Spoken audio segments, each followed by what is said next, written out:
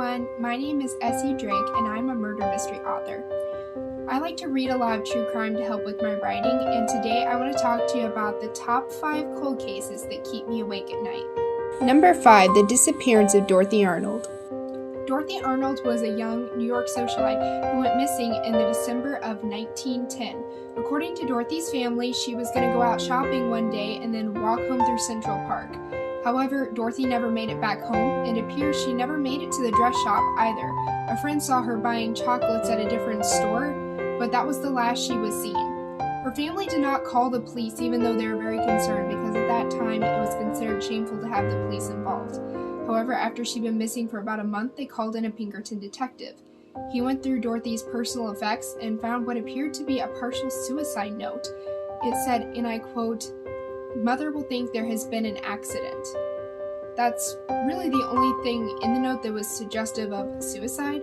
However, she was never found, so the saying "mother will think there's been an accident" indicates that if Dorothy was going to commit suicide, she wanted her body to be found, and she was never found. She just vanished. He also found some evidence that suggested maybe she'd been looking at transatlantic trips, but none of that ever panned out, and no ticket was ever found in her name or was someone who matched her description. She also had a boyfriend that her parents really didn't like. The police investigated him, but eventually cleared him. To this day, no one knows what ever happened to Dorothy Arnold. Number 4. The disappearance of Judge Crater. Judge Joseph Crater was a New York Supreme Court justice who disappeared in 1934. He was last seen getting into a car with 2 men and was never seen after that. He was declared dead not long after he went missing, but nobody really knew what happened to him. He became an immense media figure and was even given the title of the missingest man in New York. There were lots of theories and lots of searches, but nothing really panned out until a couple years ago. A deathbed confession note surfaced from a woman who said that her husband and his friend had killed Judge Crater and hid him in a ravine. Although the note did lead to some skeletal remains, it was unconfirmed whether or not that was actually Judge Crater. So I guess after all this time, he's still the missingest man in New York. Number 3. The Black Dahlia. I'm sure many of you have heard of this story before, and it is a very sad story about how cases can become sensationalized and about how the media can mishandle cases. So the Black Dahlia was a young woman named Elizabeth Short. She was a real woman, just as real as you and me, and she never got justice. And I think that's a terrible thing. She had lived a very hard life. When she was young, her parents were divorced, and then she had a lot of health trouble. She eventually moved to California because of her health to live with her father. She was found murdered in 1945 when she was just 22 years old. Her body was grotesquely mutilated, causing police to think that maybe a doctor was involved. There was a bunch of doctors nearby that were checked out at a medical school, but police eventually cleared all of them.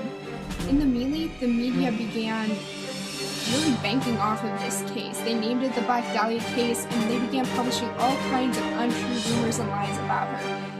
They even said that she was an actress, which that's the only lie that's really stuck around. Even if you Google, it'll come up and say Black Dahlia was an American actress, and she never was an actress. She was a waitress. The media went so far as to call Elizabeth's mother and ask her to calm down, and Elizabeth's mother came to California and thought she was helping the police, but it was actually reporters, and the reporters kept her presence hidden from the police so that they could get all kinds of information from her. It's just so sad the way that the media handled this. Now, one of the reasons why the case was so sensationalized was because reporters were actually receiving packages with some of Beth Short's things in them, along with notes claiming to be from the killer, and police believe that these packages really did come from the killer because they were washed in gasoline as her body had been. The police were never able to figure out who was taunting them through these notes, and even though the man writing them said that he would eventually come forward, he never did. However, a couple people out walking the beach one day found a man's jacket lying on the beach, and in it they found a note supposedly from the same person that said, "I'm too scared to turn myself in. I'm sorry for what I did to Elizabeth Short. I think this is the best way out for us all." And many people have assumed that this mystery man drowned himself over grief. But case isn't closed. We really don't know who killed her, where those letters came from, or if they even came from the killer. Number 2. The Flannel Isle Lighthouse.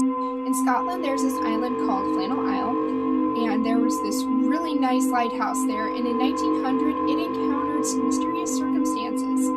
There were 3 lighthouse keepers at the lighthouse just going through their normal portion there whenever a ship, the Actor, sailed by and noticed that the light wasn't on, the flag wasn't up, and they're like, okay, that's really strange.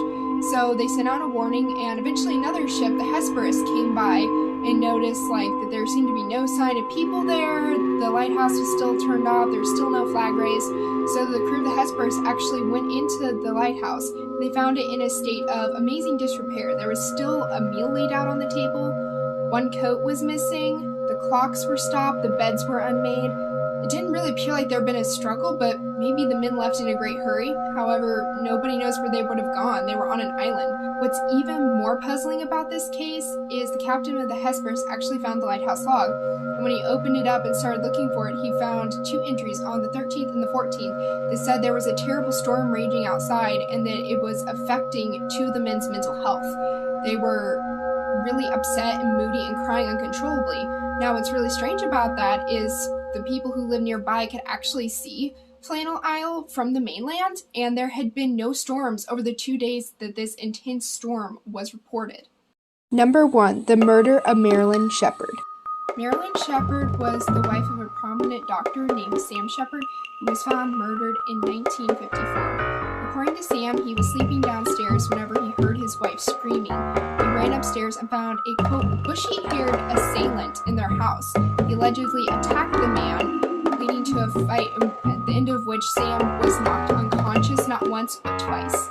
Eventually, Sam came to a couple hours later, and instead of calling the police, he called the neighbors and asked them to come over, saying, I think my wife is dead.